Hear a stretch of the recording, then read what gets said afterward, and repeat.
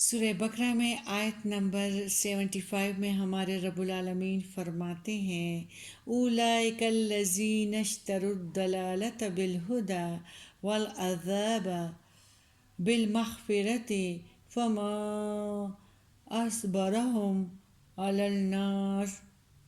یہی ہے جنہوں نے ہدایت کے بدلے گمراہی خریدی اور بخشش کے بدلے عذاب، سو وہ کس قدر صبر کرنے والے ہیں دوزخ پر۔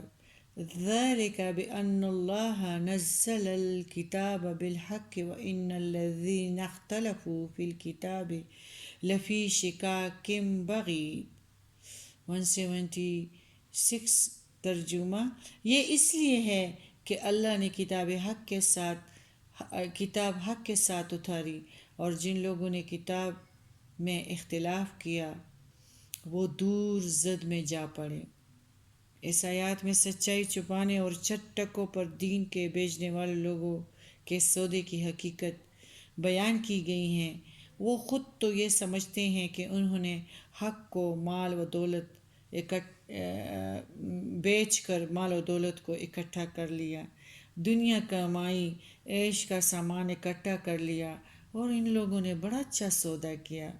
لیکن قرآن مجید بیان کرتا ہے کہ اس سودے میں انہوں نے سب کچھ کھو دیا۔ انہوں نے ہدایت کو قربان کر کے گمراہی خریدی، راہ راست کو بھلا کر کجروی اختیار کی ہے، روشنی چھوڑ کر تاریکی میں پناہ لی ہے، ایمان ترک کر کے گمراہی کو ترجیح دی ہے، آخرت کی بجائے دنیا کو پسند کیا ہے۔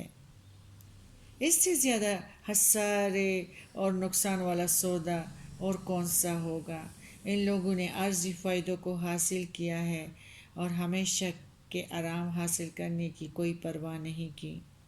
سچی بات کو چھپانا، اللہ کے احکام کو غلط رنگ دینا، حق فروشی کی تجارت کرنا، تھوڑے سے فائدے کے لیے حق کو چھپانا بہت ہی بڑا جرم ہے اور ان کا ٹھکانہ آگ ہی ہے، اور اس جرم کی سزا بہت دردناک ہے۔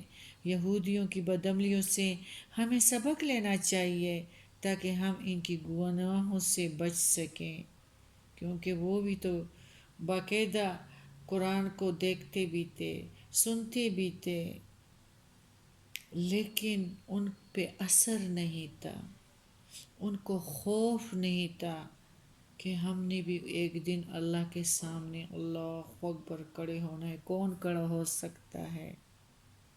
یہ سب کچھ کیوں ہوا؟ اس لیے کہ اللہ نے حق نازل کیا، لیکن انہوں نے حق میں اختلاف کیا۔ اگر اختلاف کی کوئی جائز وجہ ہوتی پھر بھی کوئی بات تھی، لیکن انہوں نے محض ضد کی وجہ سے حق کو نہیں مانا، تعاون کے بجائے اختلاف اور مخالفت پر کمر بستہ ہو گئے۔ انہوں نے مذہب کو بھی نسلی اور خاندانی میراث سمجھ لیا۔ نبی کریم صلی اللہ علیہ وآلہ وسلم کی مخالفت صرف اس لیے کی کہ وہ اسرائیلی نہیں بلکہ اسماعیلی تھے، ایک ہی دادا کے اولاد ضرور تھے۔